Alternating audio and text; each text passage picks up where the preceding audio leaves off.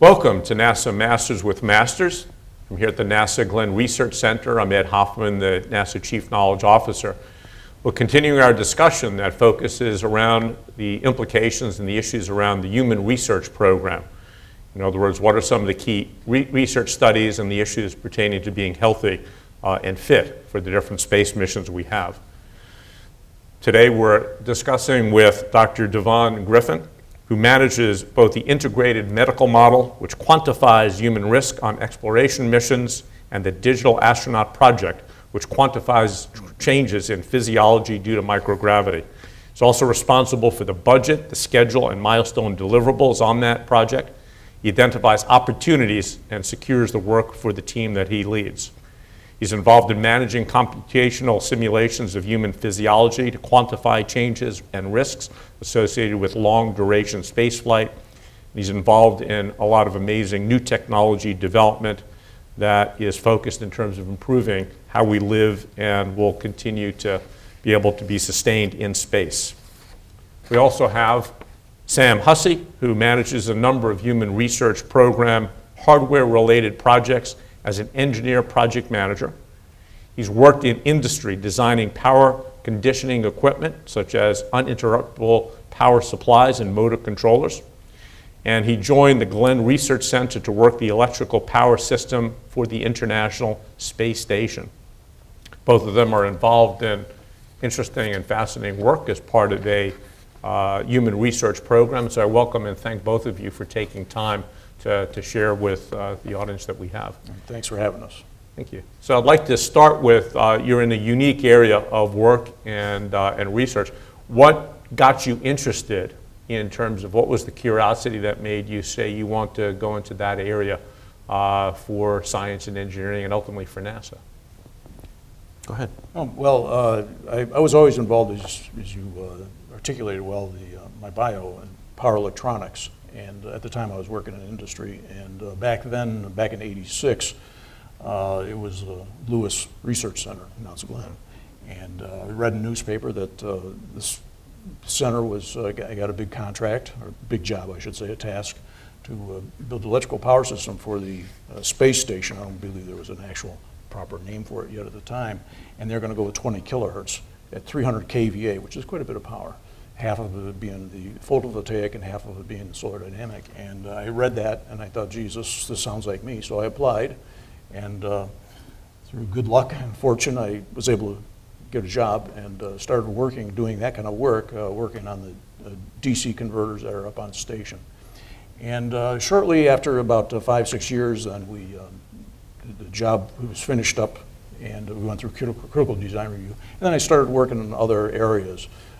Mostly in the microgravity area, also lunar surface systems. And here I am now working on this. The work I'm doing is very similar to what I've done in the past, the electrical engineering work, more in the management phase of it.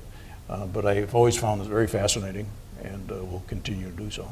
Natural curiosity, yes, in terms of how these systems work for space, exactly, and for long duration missions. Right.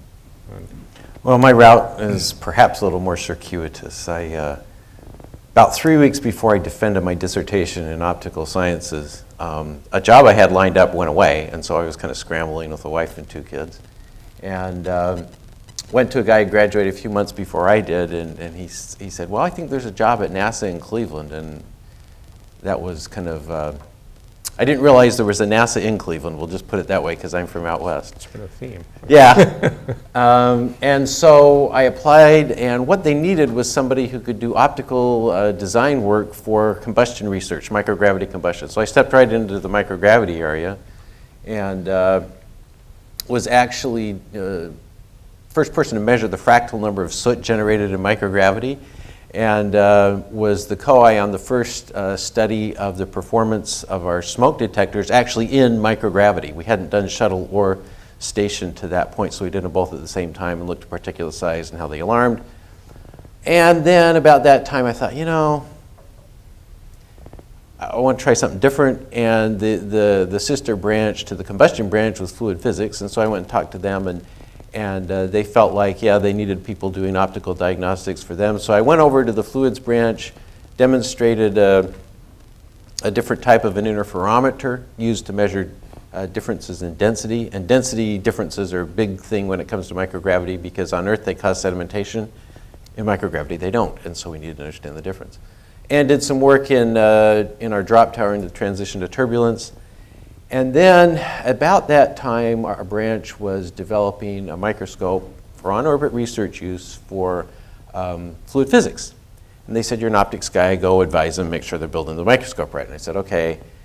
And then as I got into that, they said, we're not going to use this 100% of the time. How can we share this with, for example, biologists who use microscopes? I said, I don't know, go ask a biologist. That wasn't the right answer, but because of our wonderful, literally world-class medical research, or medical institutions here in Northeast Ohio, NASA gave me the opportunity to go work in the imaging core of the Cleveland Clinic's Research Foundation, part-time for about 6 months. And at that point, I could answer the question. And then I got tasked to start building relationships with the bioorganizations about requirements, and if they were going to use our microscope, what would they want to see, and how would that work? And so started doing that. That was about the time that Marcia's Null was leading the John Glenn Biomedical Research Institute, and it was producing results, and I had decided that I probably wanted to slide into project management, and so went and talked to her, and then the rest is history. Became involved with the human research program. So kind of a long route. So you're getting, if I'm right, you're getting your doctorate at the University of Arizona. Correct. And you had a job lined up and it fell through. Right. And so talking to people and finding about things. Networking leads to this circuitous where you're working together on yes. on what is amazing stuff.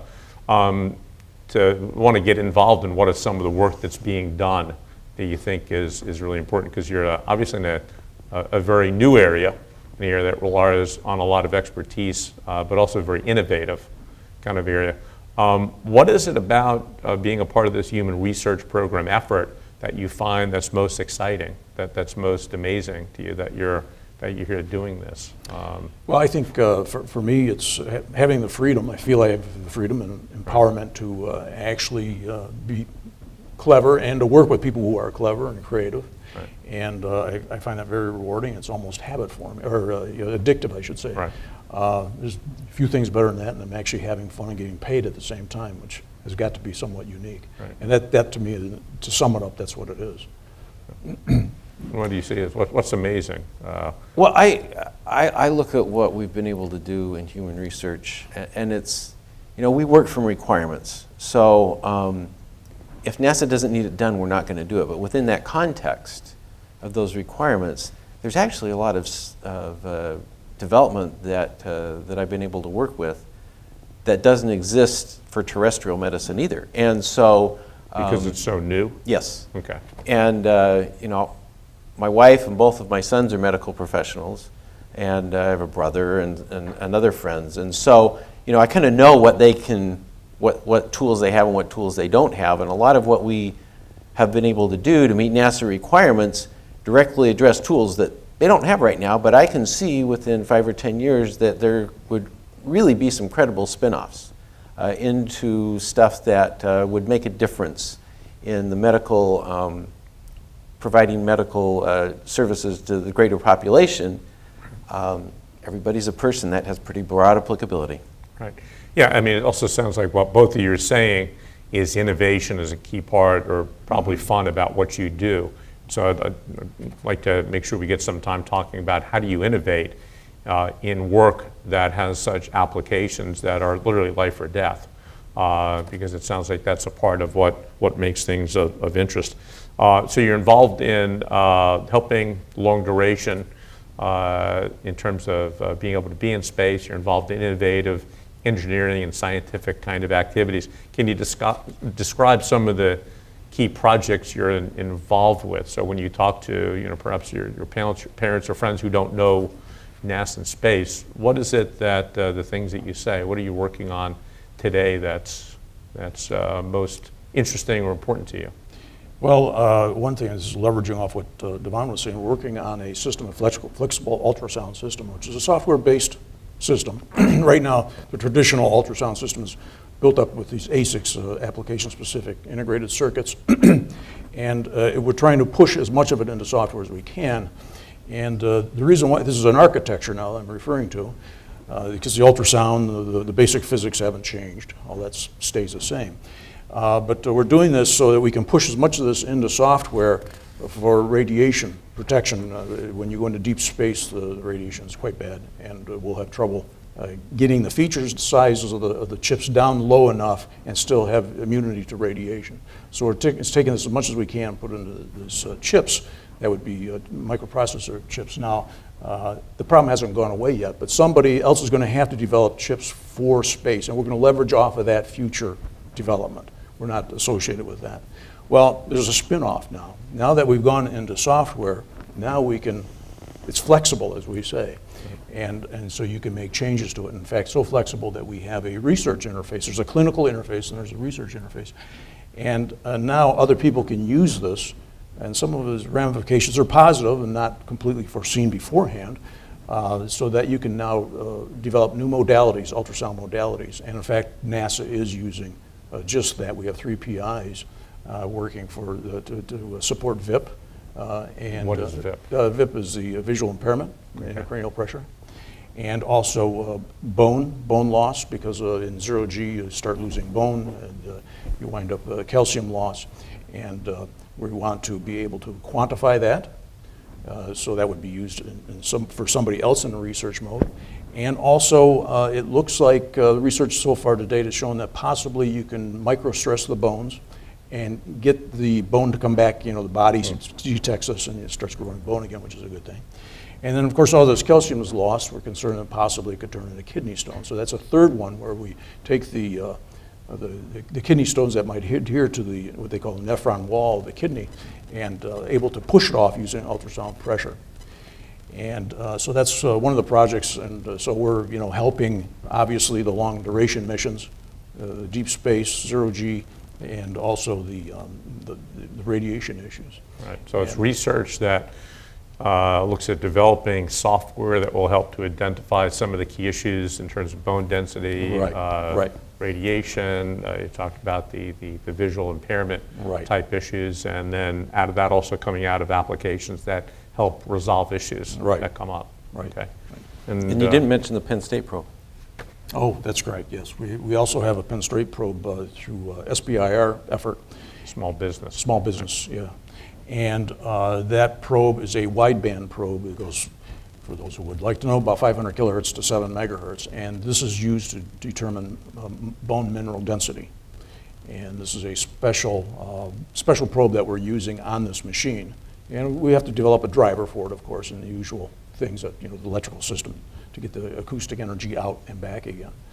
And that's working out quite well right now. They're in the research mode right now, looking at it, quantifying it, comparing it to the gold standard that's used for bone mineral density. But we have great hope for this to work out. And let me elaborate on that a little bit, because I was involved in the early stages of writing that first SBIR. We went down to what happened was we went down to the Cleveland Clinic and we talked to some of their, it was really just sort of what's new, what's shaken, you guys do ultrasound, tell us what's neat. And they showed us some ultrasound probes that literally you could put on the end of a catheter. And we got talking about new technologies, and the basic message we got was, ultrasound transducers, the technology has really been kind of static for a long time. But with all of the advances in microfabrication, it shouldn't be static, There should be ability to maybe do a little bit more in a smaller space. And so we went out on SBIR and we said, what can you do? And that's when this company that was affiliated with Penn State came back and said, we can span the whole gamut of ultrasound frequencies. And so, it's not going to ever be as diagnostic as a CT scan, but it's also not going to deliver the radiation hit and the likely increase in cancer that a CT scan will. And so, and the real driver for NASA was, we know that astronauts lose bone mineral density in their weight-bearing parts of their skeleton during a mission. As much, if you don't have a countermeasure, as much in a month as a postmenopausal woman will lose in a year. What does that curve look like? Is it linear? Is it some sort of a sigmoidal, so it asymptotes out and, after 18 months, you're really as weak as you're going to get, or is it going to keep going? We don't know, because we couldn't make the measurement on orbit because we didn't, we weren't going to be able to fly a big old X-ray machine for a whole bunch of reasons. But if we could do something with an ultrasound, and we had the idea that perhaps the technology had advanced, but this hadn't been paid attention to, so we used the SBIR call to see if we could drive the state of the art. And the indications are pretty good. If you look at what Henry Ford Hospital, Scott Dilchevsky in Detroit has been able to do with the professional sports teams there and using conventional ultrasound as a diagnostic, if you take the flexible approach that Sam's managing and you partner this kind of a probe with it that's looking really good, now you can do so much more. There's the potential, it hasn't been realized yet, but there's actually the potential that this could be deployed in doctors' offices, and so rather than sending an osteoporotic patient for an X-ray, and get it back and look at it, and it's really not time critical, but again, it's the ionizing radiation. You could potentially have a technician come in the doctor's office, make the measurement with non-ionizing radiation, and get an answer. So the driver that we have actually has a lot of terrestrial application as well. Right. And what Sam's talking about and what we're pushing the state of the art in the ultrasound that's flexible and plugging probes in and out and using software, that's going to drive the cost of the machines down. GE was headed in that direction, but we really accelerated with requirements and some leveraging type of funding. And if you want to get the cost of medical care down, getting the cost of equipment down is a big driver. Right. So you're involved in terms of the larger program in a lot of things. You're identifying what are some of the key risks in terms of people being able to be during long durations in space. From that, you're doing the research and the engineering to look for tools that are increasingly smaller, so that they're cheaper, they're reliable, they can be used in different settings. And not only for the space community does that have applications, but you're seeing that in terms of for people on planet Earth. Right. So it sounds like a large part of what you're doing is highly collaborative. I guess the traditional stereotype of science or engineering is it's very individualized and brilliant people, making sure that they have their knowledge, protecting it, but in your case, you're dealing with teams, with communities, with customers, with the Cleveland Clinic, with Penn State, with different centers.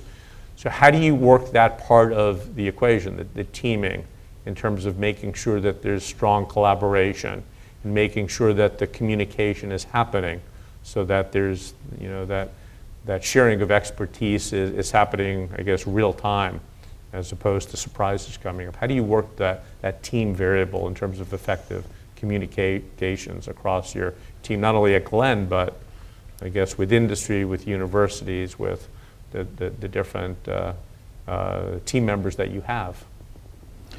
Well, you're quite right. First of all, systems are so complex, it takes a team now to do anything. And then not just from a technical point of view, but you have so many stakeholders and customers also involved. And so, just this picture gets bigger and bigger as time goes by. So yes, you have to have team or teams that do collaborate back and forth. And I suppose it's somewhat mundane, but for the projects that I'm working on, we do have the weekly or bi-weekly meetings. Status is always going on, and giving people plenty of time and have time, give them the floor to discuss things. And I'm always there in person because I find out I can get a lot more. They claim only 10% is verbal communications, most of it is optical. And so that's pretty much how we go about doing it, and we stay very close to our stakeholders and our customers, and we give them the status, the good and the bad, and we go forward from there. It's physically getting together, it's people to people. Right. It's the use of meetings, making sure people are coming together and talking and having a conversation. Correct. Like anything you'd add to that, I think that there are a couple of opportunities to try and really make sure you've got good communication. I think my personal philosophy is that not invented here is a very bad way to go. As Sam mentioned, the world is very complex. Nobody's going to have all of the right answers, and so you need to engage a broad team of expertise. And so, the first thing that I look at is in the formulation phase of what you're doing, okay? So, whatever instrument you're using, whether it's a solicitation or whether it's whether you're writing a task order, whether you're working internally, you got to identify people that you think have the basic expertise, and then structure the project so that they are expected to communicate. I was going to say want to, but really it's expected. You make that a ground level expectation. You will communicate. And then the second thing is, I think, management is both formulation and actively managing the project, okay?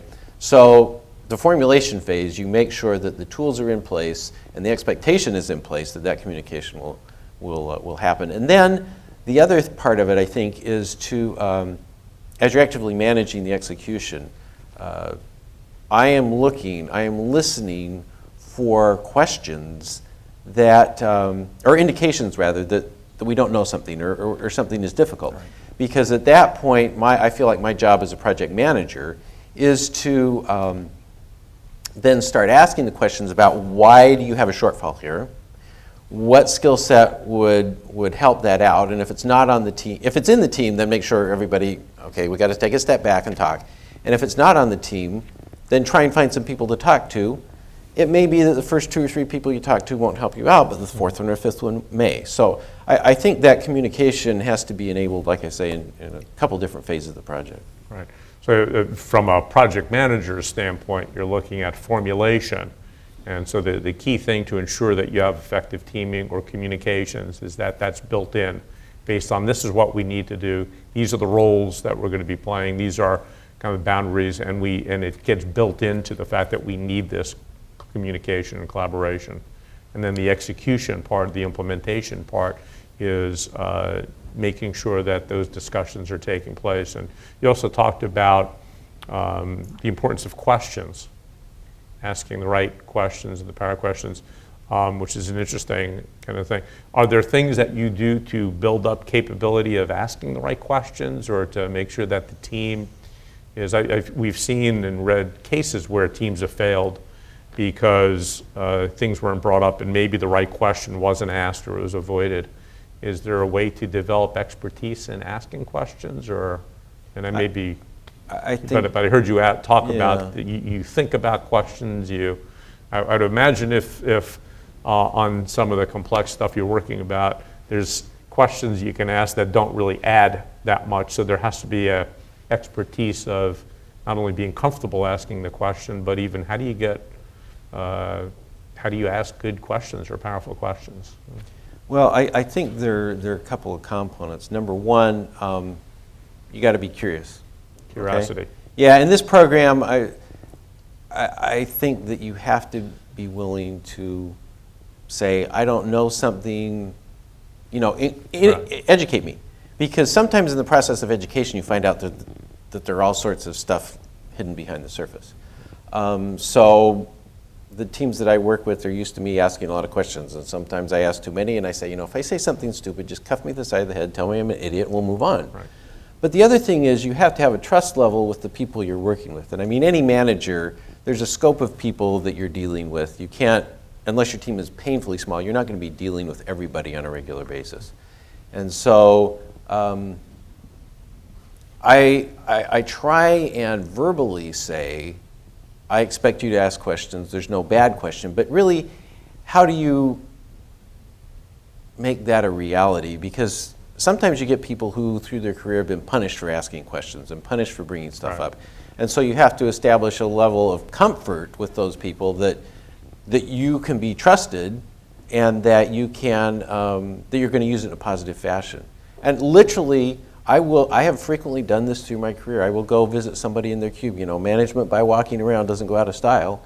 And if they don't have a chair, which frequently happens, who cares? I literally, because they're always clean, because NASA cleans them every day, I will literally grab their garbage can and sit on their garbage can and say, let's have a chat, to try and make it the situation so that it is as non-threatening as possible. And then when I hear stuff that's bugging them, I will try and act on them to help them. Because really, that's what you're trying to facilitate. Get the best people possible on the job, make sure they communicate, and once they encounter problems, you got to do schedule and budget and all that other stuff, but because it's research, problems will come up, facilitate getting the answers. Right. I'd like to add, too, that I find for myself, and I think most people, we have a horrible imagination when it comes to failure. We can think of all the good things happening, but not the bad things. And asking what-if questions is a very powerful way to start teasing some of that out. You just start, throwing stuff against the wall and see if it sticks. And again, this becomes an infectious thing. If the team sees me doing it, then they think, well, it's okay, and they start doing it. And we find that oftentimes we get to lessons learned through synthesis instead of actually learning them. Right. Which is, by far the best way is, can we do a little mind game going on here? In fact, it reminds me of a commercial a number of years ago. HP, as it would turn out, had this commercial, and at first you don't know what the advertisement is about. The guys driving down a road real fast in like a Corvette, ragtop. It's important that this is the case. And he pulls into a gas station, and the gas station has gravel, and he puts on the brakes so much there's a cloud of dust. This guy is in such a big hurry, he jumps out of the car, he doesn't even open the door. He goes over to the phone, this is before cell phones, he drops a quarter and he rings it up, and you hear him talking. He says, "Hey, Joe, I was just thinking." In the background now coming forward, this conversation goes into the background. There's somebody from HP, and he says, "From HP, we never stop asking what-if questions." And sure enough, they made some of the finest equipment in the world. But you have to, you have to be very conscious that you want to do this. I don't think it just happens naturally. And I think oftentimes it's a good way to get to, because there's usually more than one way to solve a problem. Are we doing it, not even the best way, but are we doing it a good way? And this oftentimes gets to it. And a lot of times there's problems with your present design or whatever, and if you can catch it early on, early on in the phase of a program, that's the cheapest. That's like a honeymoon phase. You can do all kinds of things and get away with it. You can't do it after critical design review. You're really stuck. And I do encourage the people to look at a problem differently than the way I'm looking at it, because sometimes I know I can be somewhat bold or domineering. I don't want to be. I want to back off, and I want them to start working some of this stuff. Yeah. And you never know how successful it is because you never play the same thing over twice, but I think I do get a good response out of people. Yeah. We're both talking about, really, to me, fascinating things, because we often talk about cultures of teams or organizations, and cultures that are open, culture. Right. And my frustration with the term culture is that usually it's kind of not defined, but both what you're saying is that you have to have a culture that's open, that's exchanging, from the standpoint of what you're talking about. You can ask any question, and there are people who will ask a question, they'll find that was the wrong question to ask for different reasons. So obviously that communicates to everyone, don't ask questions over here. So you want to create that environment where anything can be raised. You're also talking about the fact that both of you are successful, you're smart, you've led things. So you have biases, you have beliefs, and you need to be open to listening. That can work against you, yes. Right, you need to be able to, to listen to what's coming out there. And you also talk about smart people and effective teams often have an optimism bias. We've been successful, we expect to be, we can do great things that no one else can do, and so you have to look for different ways to avoid that. So it's an interesting way of defining, I think, an effective exchanging culture that you did over the last few minutes. One of the popular things in terms of organizations, teams that are working really complex issues is the use of data analytics and the use of data and what's being called big data. And so I was going to ask what ways, if at all, is big data, which I guess the use of statistics and the use of trends to kind of make smart decisions, right? How does that impact the research, the work, the engineering that you do in your part of the human research program? Well, for myself, my perception is that we don't really touch big data, the things that I'm working on. Right. But I can say that we may be the recipients of big data. There's research, and somebody else, would come up, and DeVon was part of this, before I came along, the ultrasound system that I spoke of earlier, or other projects. And certainly in the future, particularly in like preventive diseases, a lot of big data, I understand, is for that. And the program is getting a little more involved with prevention. And so I'm sure in the future, our projects will be colored in that fashion. So we will be beneficiaries of that big data, but no, I don't. We don't work with it directly for myself. You're a beneficiary of it, though. That's right. Yeah, I think what what you're trying to say is that, from a prevention point of view, the best treatment frequently is prevention. Right. And selection, so that we don't have to, because we're not going to be able to fly Cleveland Clinic or university hospitals or anything like that. So it may sound weird that I manage computational simulation to say that we are the antithesis. Outside of that prevention, we're the antithesis of big data. Okay. Because the big data that you're looking at, you're generating it from clinical studies. You're generating it from everybody's iWatch or Fitbit or something like that, right? So you have these tremendously large populations, and then you use data analytics and statistical techniques to mine that and see, it looks like if you, based on what we're seeing, really, although you're eating a lot of cholesterol when you eat a couple of eggs, the point is we're not seeing an increase in mortality. Why is that? And then, that's an interesting question, and big data has allowed us to answer that and say, well, dietary doesn't get converted into plasma. So, but the problem is, the number of people who've been in space is very small. Small numbers. Small numbers, and we don't, a lot of times, we don't have good data on all the astronauts. And it's a thing that they're allowed to choose, and really to do, early on in my career, my position was, you're an astronaut, there are 10 people behind you that are just as qualified, you were chosen by some minuscule difference between you and the individual behind you. A part of your job should be that we're going to take data on you. And then I became a little more educated and understood a little bit more about ethics, and really that's an unjust bargaining position, because the problem is we have this huge carrot. We're going to fly you in space. You're going to be an astronaut. And, little kids are going to think that you walk on water. And then to look at somebody and say, and to have that, you've got to give us your data. That doesn't work. That's not right. And so we ask nicely, would you give us your data? And some do. A lot of them do. They understand the significance. They want to help.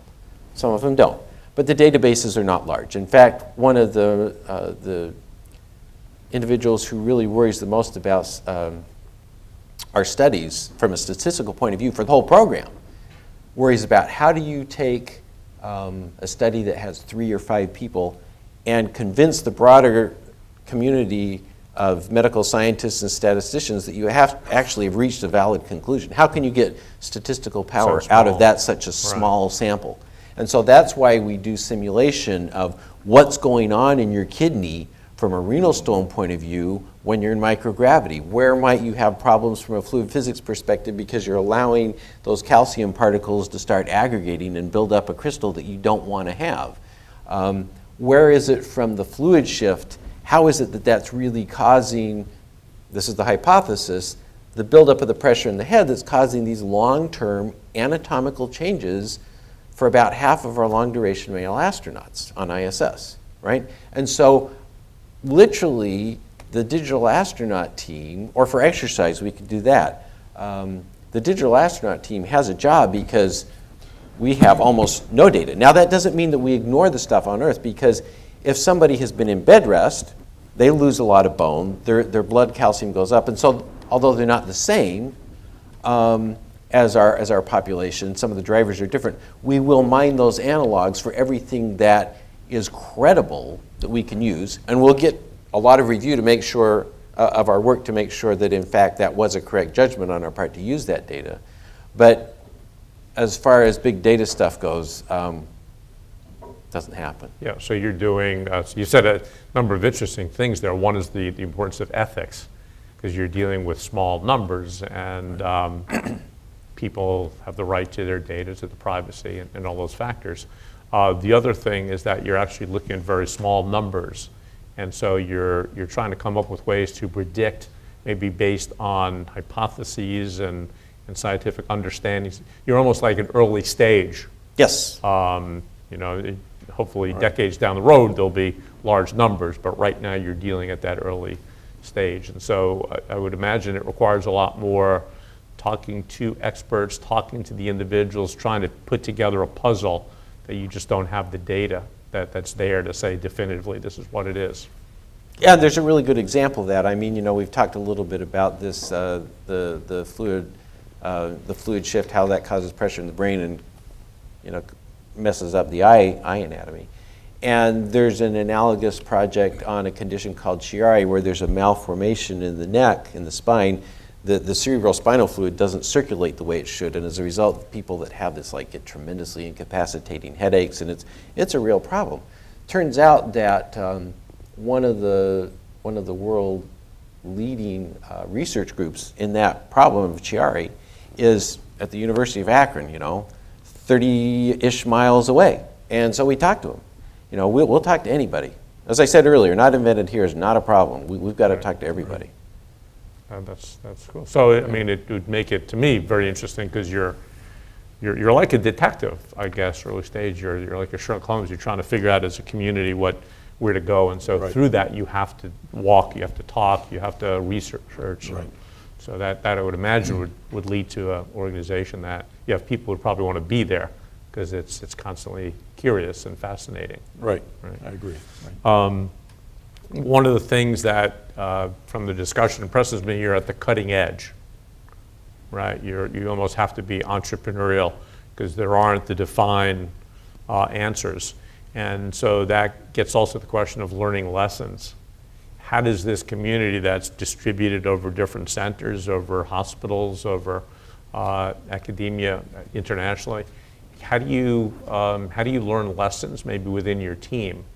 Are there specific approaches or policies or practices that you instill so that as you're learning, as you're innovating, as you're researching, there's time to set back and to discuss what have we learned here, what's working, what's a problem, what's a mistake, what's a success. How do you do that in a formal way or in an informal way, learning lessons from the projects and the missions you're involved with? Well, yeah, I believe it's both formal and informal. Formally, once you get out of the hospital, you write down what happened. But as you go along in these projects, you do write these things down, these lessons learned, and every year we include that in a database. And then at the end of the project, we do one final pass through of all the things we learned and record that. And then every year we have a meeting and we discuss lessons learned across a broad number of projects, not just HRP. Okay, so that goes beyond the boundaries. And then at the beginning of every project, when we first stand one up, we will visit the team, will visit the same database and go through ones that we think are relevant to the project. And but there's also things that happen on a daily basis you're almost not aware of. For instance, just yesterday there's a lady out of JSC. She emailed me. She's looking for this thing called a CSA, a customer supplier agreement, because she knows that I've done one before, and she wanted to look at it and you get the boilerplate. And then she asked me if I had any lessons learned, and so we correspond back and forth.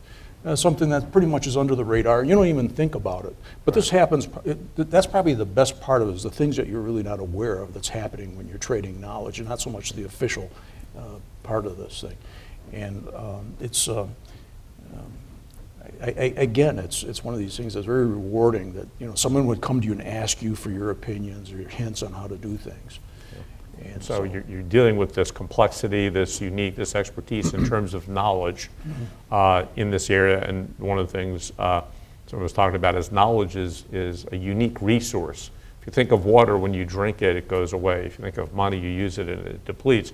But knowledge, as you're saying, is when you share something with someone else, it usually increases the span. And so in terms of talking to the person at Johnson, it leads to other areas. And so if you see it that way, it's exciting because it's growing. The more you use it, the more you reach out, the more it goes into different directions.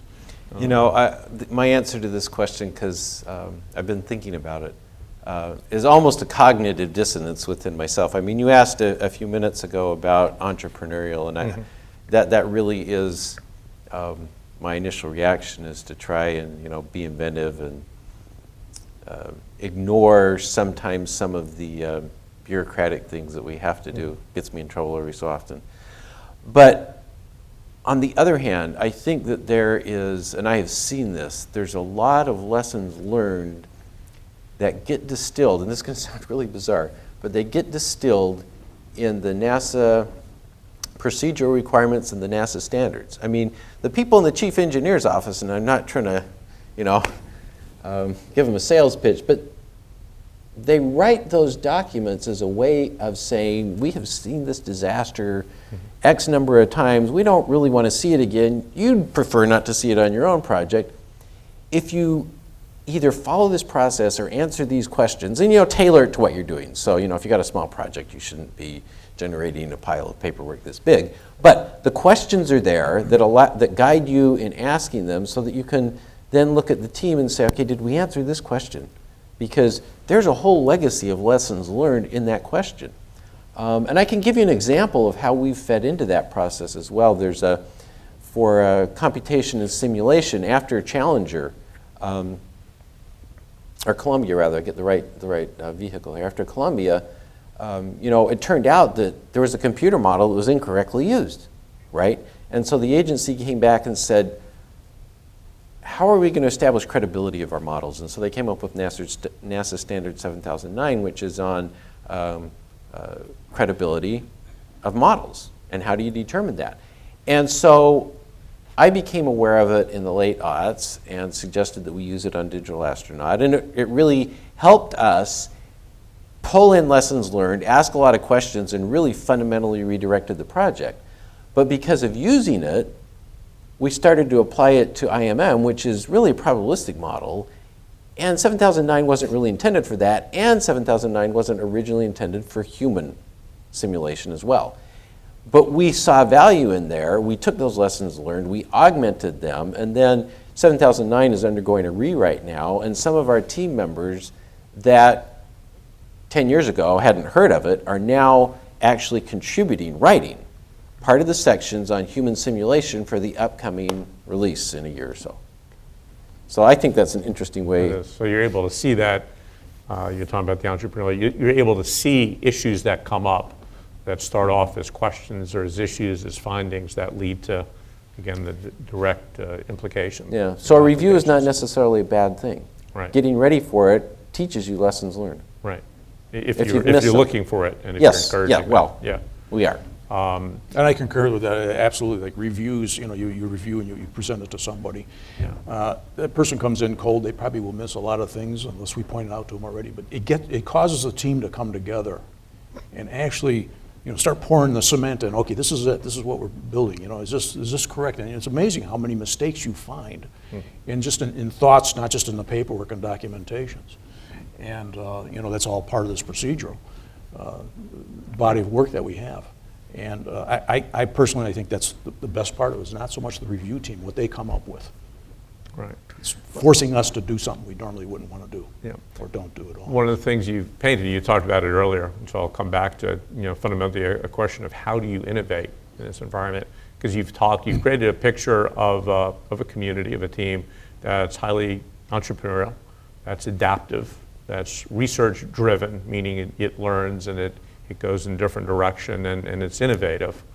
And yet, obviously, you're part of a you're part of a government organization which can drive towards bureaucracy and, being safe. And there's sometimes an issue, a connection between the more bureaucratic you are, limiting innovation. So, how do you go about creating a team that's highly innovative, entrepreneurial, but also being able to be effective within an organization that has to have, guidelines and follow through approaches? Is that a challenge, or is that just something natural that you're able to make that work, this innovative kind of entrepreneurial community? Or is it these are the people you attract? Yeah, part of it is that's the people we attract. Another part of it is, in the title of the program, the name is the Human Research Program. So it's research, and research is innovative. We have, the program hasn't really scripted things to a large extent. They basically come in and said, they've identified risks in certain areas, reasons why we don't believe we could safely send somebody to Mars tomorrow, okay? And then they ask the question, well, why is that risk there? And so they identify a bunch of gaps, things that if we could do all of them, the risk would probably go away, right? And then from those, they develop tasks that are either solicited to the open community, and we respond to those. Digital Astronaut is partly funded from HRP directly, and part of the team has to change hats because they responded to a solicitation and got money. And so, same source, but they had to compete for it. So, but other than setting that umbrella and asking the questions, the human research program really allows a pretty broad latitude and engaging creativity wherever they can in answering them. So the innovation comes, first of all, from that key question Yes. that you're given, which drives the need to explore. And then the only way you can be successful is through a diversity of voices. Yeah. So it And we have the structure on top of that to make sure NASA gets what they want. It's safe, Right. you know, the results are repeatable and all that other. But organic to the organization is that entrepreneurial spirit. Right.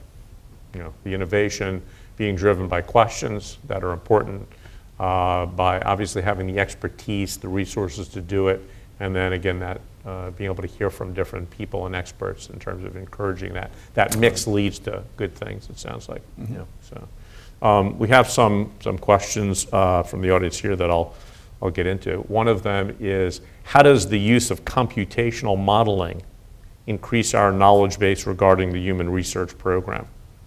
And you're looking surprised. I can't answer that. So. Okay. Is computational modeling involved in the work that you do, or? Well, I mean, that's what I manage. And so, trying to think of, you know, the best way to answer that question. So increasing the knowledge for the broader human research Well, I mean, program. the So whole what does program, that the whole problem rather, as I mentioned a few minutes ago, is we don't have data. You know, we have some analogs, but we don't really have data in terms of being able to really predict. And so, the kidney. Well, actually, let me give you a different example. So, I talked about the bone risk and the fact that people lose a lot of bone mineral density. The astronauts do. Yeah. And so early on, when we were involved in human research, and NASA's been doing human research since the first astronauts went up, but the program was formally established with this basis of here's our risk, here's our gaps, and we'll work tasks to close. Our goal is really to work ourselves out of business. So there was a lot of concern about, am I going to break bones? Do I need to be able to treat fractures? What do I need to take along? Because we're losing this incredible amount of bone. You know, Mars could be a complete disaster. And obviously we haven't sent anybody to Mars yet, right? Right. And so... just robots. Just robots, but no people. And so you'd hate to get the answer to that question when you're on Mars. Yeah. And so you've got to be able to do something in advance of that, synthesize the best data. So we ended up, Dr. Jerry Myers, who is one of the key people in the computational area, developed a pretty simple model for bone fracture. It really is a materials failure problem. You load a material till it fails, and the failing point is dependent on the strength of the material. And so he pulled into that the bone loss rate, what that does to bone mineral density as a function of time, and then what the astronauts that we know lose on their way to Mars, made some assumptions about it, and came back and said, look, yes, you're losing bone. Yes, it's going to weaken your bone. But the loads that you will experience under normal operations on Mars do not put you at a larger risk for bone fracture. Okay? So then we developed data that you didn't even have. Okay? And not only do we now have a reasonable level of confidence about what we can expect people to do at Mars, we've all of a sudden gotten rid of the perceived need for a whole class of treatment modalities for bone fracture, because we know that unless your rover rolls over on you, unless you do something silly like jump off of a 15-foot ladder, you'll be fine.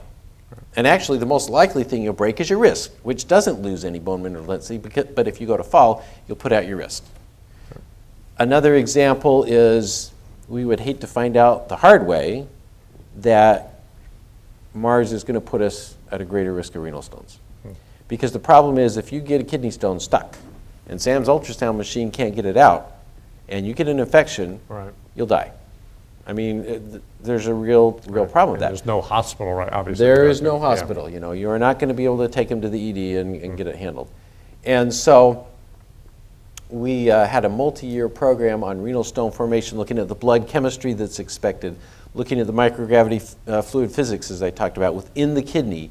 And we came up with some answers that really for what we've seen on astronauts on ISS and returning, correlate pretty well with the data. And so, the answer is you tend to make a lot of kidney stones, but they're not big enough to be clinically relevant. The question is, and this one is still an open question, and it's been some of the results, to validate a computer model, you really need to get some data and say, I'm predicting this, did it match my prediction, okay? So we've got some preliminary results that suggest that in 3/8 gravity, if you continue to lose bone, and the Mars is 3/8, 3/8 is enough that you may actually have a problem. And so we've made the medical community aware of these preliminary results we've talked about. Using NASA Standard 7009, here's the credibility of our model. Use that as a communication tool with customers. We've made them aware of it. They know what's going on. There will, in fact, be a big presentation on this at the upcoming NASA Investigators Workshop in Galveston next month. But we're able to say, here is the data that you don't have, but you'd get for an ISS mission. Here's the data that you don't have that you would expect for a lunar mission and for a Mars mission. And so that's what computational modeling does, is it says we don't have data, we're using the best analog data that we can get from Earth. We're creating models from first principles. Right. And then we're providing data. And so that bone fracture thing I talked about actually played into then a risk model to look at the risk for the mission associated with bone fracture. Right. So we actually use model data to quantify mission risk, because there's no other way to do it. Right, to be able to understand, predict, use of the modeling, the simulation to anticipate what might come up, and then getting that discussion of how to deal with it. Yeah. Sounds like, no, that's very, very good. A question for Sam is, you spoke of having freedom to innovate and collaborate for projects with clever people. From a leadership standpoint, what does your leadership do to create an environment of fun and innovation? Well, from what you're discussing, it sounds like it would be hard not to innovate and have fun, but what does your leadership do to create an environment that is engaging, that is fun, that is learning oriented, that's innovative? Well, I think first of all, it's almost like a belief system on my part. I have this undying belief that most people can do most anything, right, and they don't know it. And part of my job is to try to tease that back out of them. And again, it's through questioning and showing that it's okay to fail. And it was, I believe it was Kelly Johnson who said, fastest way to the finish line is fail early, fail often. And you start promoting that, and the people start letting their guard down, and their true selves come out, and it's usually a very good thing. And once you start that, it's like an avalanche. You want to just keep it going. You don't want to shut that down. And it's not so much cherry picking certain people, but just having those that you have. You asked before, how do you get your innovative teams? Right. Well, everybody's pretty much stuck with a certain workforce, and I use stuck just in quotation marks. It's what you do with it, though, right, at the management level, as to if you truly are stuck or not. And I think that's really no secret. That's all it is. It's just giving people a chance to fail and to express themselves. And invite them, encourage them to look at different ways looking at the same problem. And for DeVon, a question that came in was, for your early career path, you spoke about moving around to interesting projects, smoke detectors, fluid physics, imaging in clinics. What recommendations from that career path in terms of experience do you have for new hires at Glenn? So I guess the question is, for young professionals, for people who join an organization, NASA, Glenn, what recommendations do you have for career success or enjoyment, based on your own experiences? Yeah, I don't think the advice is limited to Glenn. Okay? Right. I think that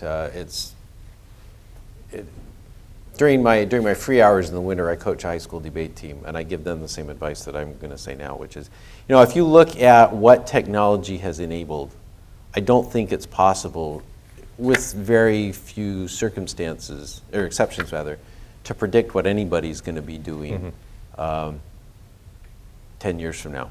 I mean, because the tool set is expanding so markedly. I mean, in my own area, lens design, when I was in grad school, we used it's dating me, but we used a 286 computer and it was slow, and you could have never dreamed of some of the designs. And now we're expecting that when we whip out that smartphone, that we're going to be able to dynamically resize, and the lighting's all going to be right, and the optics in that lens are incredible. So my advice really is to make sure that you keep building your toolbox, okay? Right. And you know, I guess I got a couple of examples of why that's really important. One is, if you read in the media today and look at some of the thought leaders, they will tell you that the most powerful people of the future in terms of being able to solve problems are the ones who partner with machines to do what machines do best. Let your smartphone does what it does, and then you do best what you do, which is the creativity that I don't know if an algorithm's ever going to have. My oldest son is an emergency medicine resident, and some of the older docs recoil at some of the tools he uses, but he carries his brain in a smartphone in terms of things that he doesn't really need to know. He queries the device when he needs it, and then he uses his judgment when the device is going to come way short, and is able to be a lot more productive in terms of number of patients seen and good outcomes than would have been possible even 10 years ago. Right. And the other thing I would say in developing your toolbox is, as you step into a new area, make sure that you really do have the skill set in that area, right? You know, I advocated for a couple of years ago with our boss saying, you know, we always say we're project managers. We should be certified project managers. And we brought in the training to do that. And you know, a lot of it was probably a review, but forcing yourself to study it and actually get that certification, I think cemented it in a way that now I really had added something to my toolbox. So feel comfortable partnering with technology, realize that you have no idea what you're going to be doing in 10 years, but that you really need to have that human-machine partnership is going to be powerful, and then make sure you're augmenting your toolbox in ways that are going to matter. Right. So it sounds like it's, we don't know what the future is. No.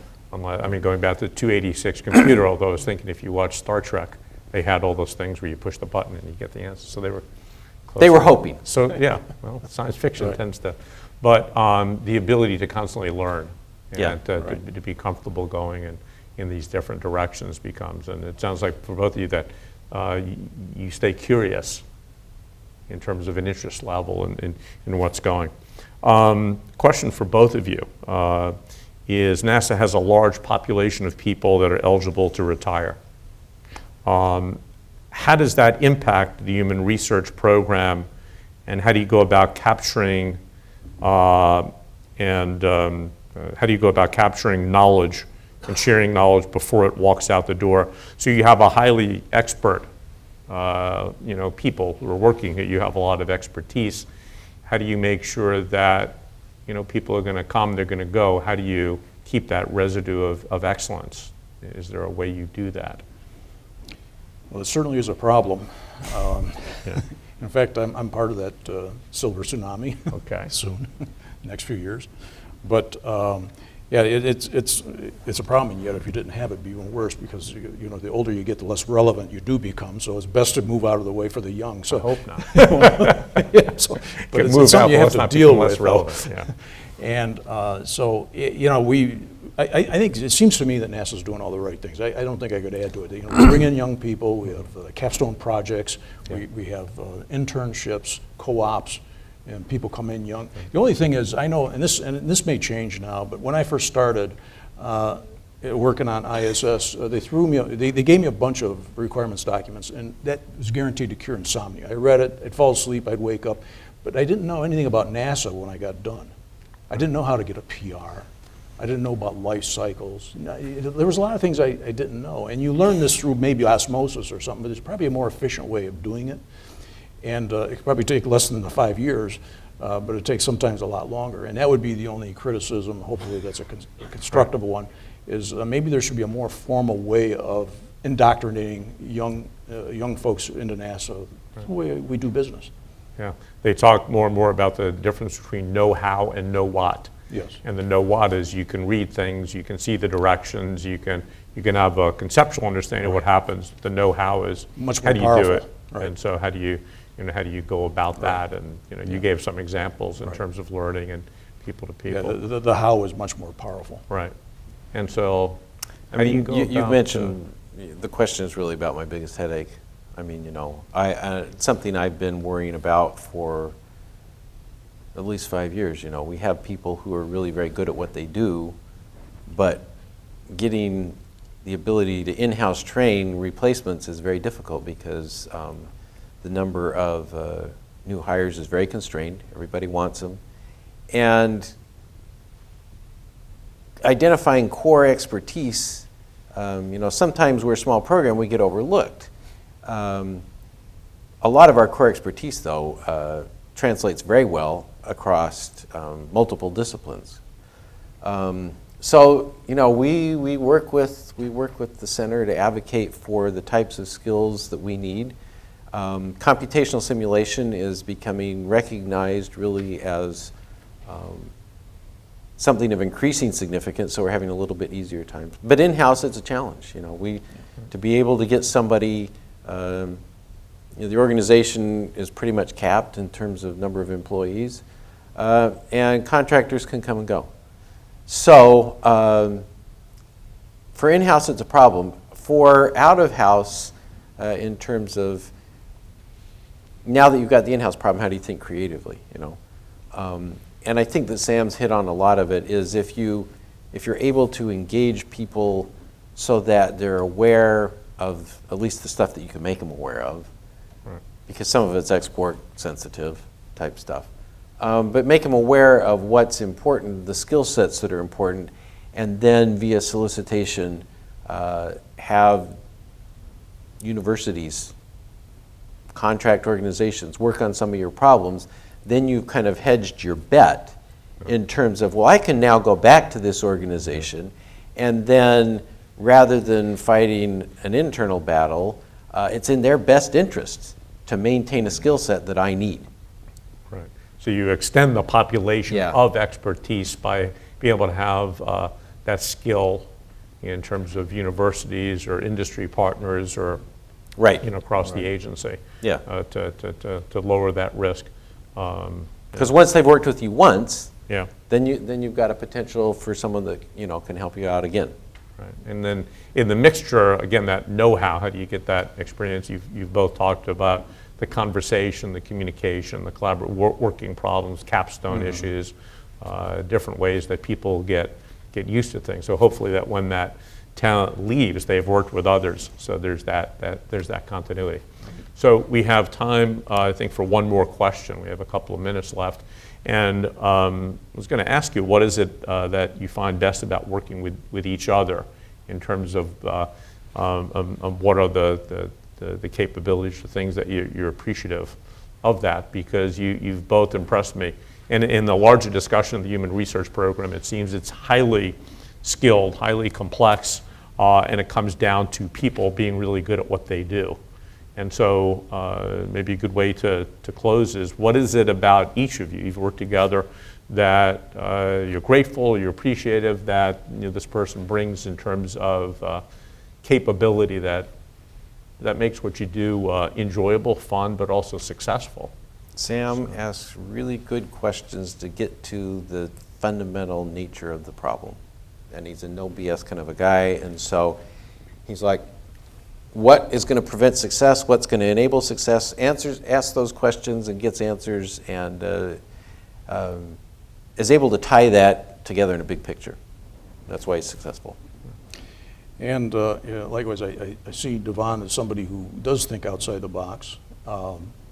I think he synthesizes, even though he works on analytics. For instance, we have a usage plan for the flexible ultrasound, and I detected that we're struggling a little bit with it. And we brought him in about 10 minutes.